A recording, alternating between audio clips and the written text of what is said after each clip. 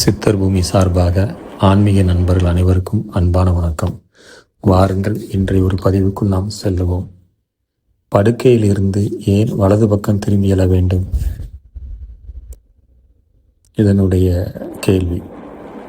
அதனுடைய விளக்கம். எப்போதும் குறும்புத்தனமாக நடந்து கொள்ளும் குழந்தைகளை பெரியவர்கள் இவன் இடது பக்கமாக எழுந்தானோ என்று கூறுவதுண்டு. இதிலிருந்து இடது பக்கமாக எழுந்து வருவதில் ஏதோ தவறுதல் இருப்பதாக புரிந்து கொள்ளலாம். மேலே கூறப்பட்ட பெரியவர்கள் இதை தெளிவாக புரிந்து கொண்டு கூறுவதில்லை. என்றாலும் வலது பக்கம் திரும்பி படுக்கையிலிருந்து எழ வேண்டும் என்பது மிக முக்கியமானது. நமது முனிவர்கள், சித்தர்கள் நமக்கு வழங்கிய இவ்வொழுக்க முறையை அண்மையில் மேல்நாட்டவர் முழுமையாக அங்கீகரித்துள்ளனர்.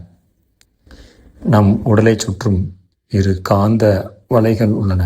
இவைகளில் முதலாவது ஆனது காலிலிருந்து தலைக்கும், தலையிலிருந்து காலுக்கும் வலம் வருகின்றது.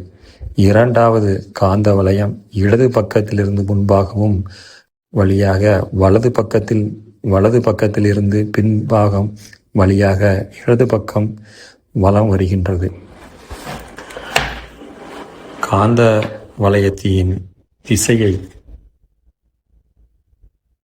திசைக்கு ஏற்றாக உடல் அசைவும் போது காந்த வளையத்தின் சுருள்கள் இயங்குகின்றன. எதிராக அசையும் போது சுருள் தொய்ந்து உடல் இயந்திரத்தின் செல்கின்றன, தளர்வடை செய்யும். எனவே உடல் வலது பக்கம் திரும்பி எழுவது காந்த வளையத்தின் சுருள்களை இறுகச் செய்யும் என்பது நவீன மின்இயல் ஒப்புக்கொள்ளப்படுகிறது. இதனால தான் படுக்கையில் இருந்து எழும்போது வலது பக்கமாக எழ வேண்டும் என்று கூறுவதற்குண்டான காரணம்.